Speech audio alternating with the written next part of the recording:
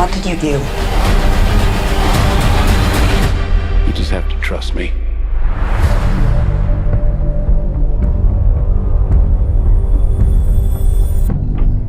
Bonjour et aujourd'hui, séance de rattrapage sur Stillwater de Tom McCarthy, que j'ai eu l'occasion de découvrir un petit peu sur le tard.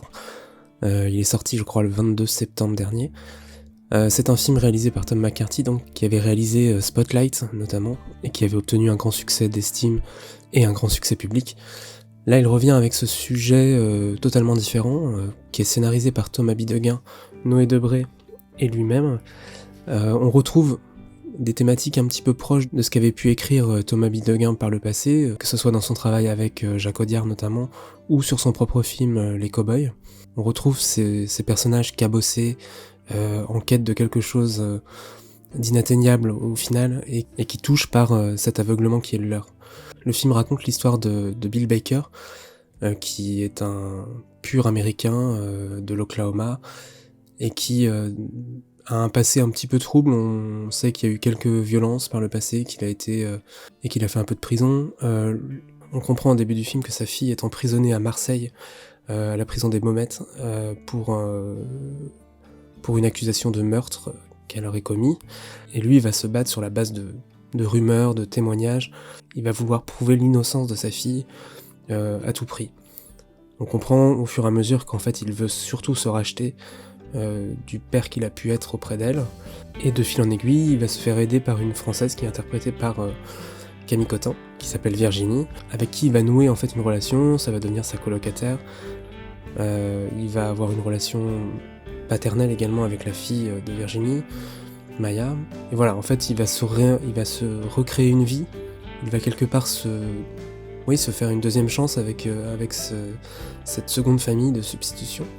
Voilà, c'est un sujet qui est assez proche des cow-boys, bon, pas forcément sur la dimension...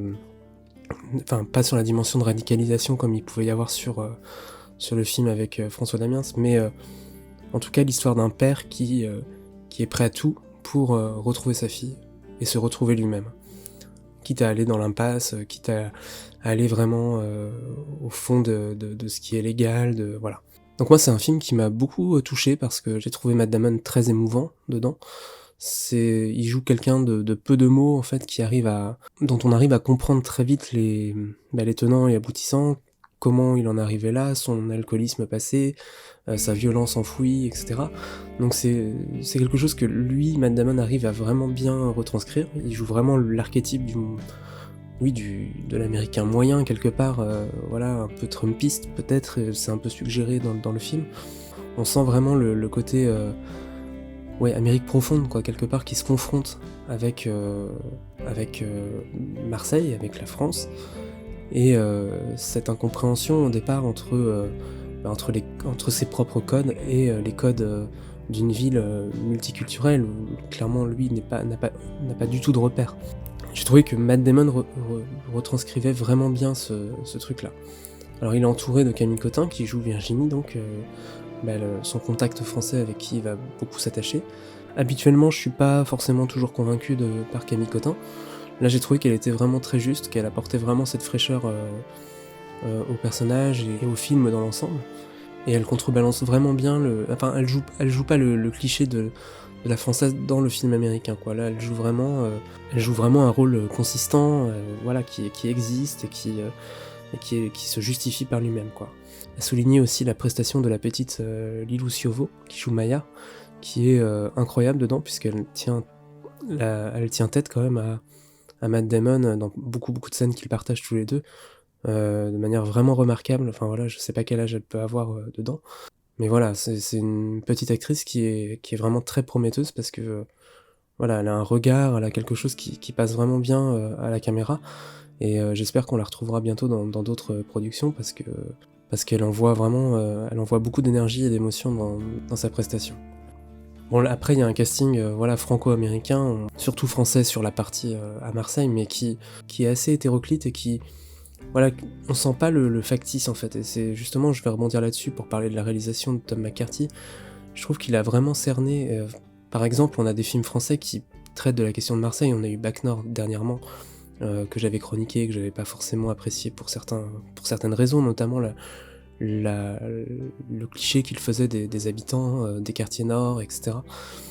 Là, Tom McCarthy, qui est américain donc, et qui a un regard étranger, arrive à saisir 1000 fois mieux en fait ce que peut être Marseille en fait, avec toutes ses nuances, avec tout évidemment la violence qui existe, il faut pas la minorer, mais à la fois là il retranscrit des personnages qui sont humains en fait, même les personnages de Petite Frappe, les personnages voilà qui traversent le film à certains moments, ce sont pas juste c'est pas juste une menace informe comme dans Bac Nord par exemple, et ce sont surtout des personnages à qui on donne la parole. Dans Bac Nord, à aucun moment finalement les habitants des quartiers ne parlent, on suit les flics, c'est un parti pris évidemment. À aucun moment on les voit interagir véritablement, si ce n'est dans les rapports de force avec la police.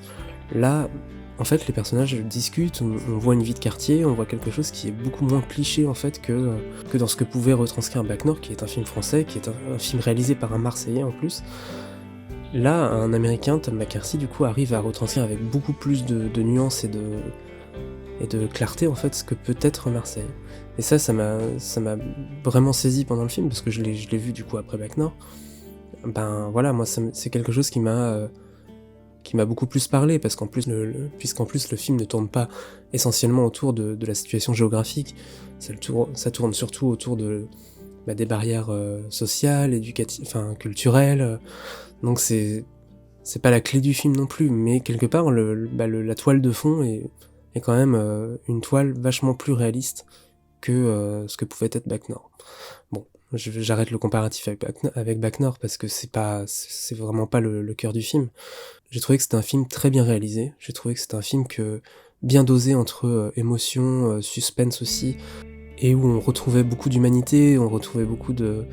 Voilà, le personnage de Matt Damon, encore une fois, est vraiment un père qui essaye de renouer avec sa fille, et qui, en chemin, en fait, va s'inventer une nouvelle famille de substitution, et la fin, bon, sans spoiler, mais la fin un peu douce amère, est très déchirante, parce qu'on sent le parcours, l'évolution de ce personnage, et voilà, moi j'ai trouvé que c'était très bien joué de la part de Matt Damon, de la part des scénaristes, parce qu'ils arrivent à retranscrire vraiment le parcours d'un homme brisé en fait, qui se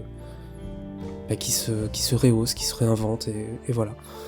Donc voilà, je sais pas dans quelle mesure Stillwater peut être accueilli aux États-Unis, je sais pas si c'est un film qui peut parler, c'est vrai que nous on le regarde avec nos yeux de spectateurs français qui aimons bien aussi quand les Américains, le cinéma américain, tout ça se réapproprie notre culture, enfin voilà, essaye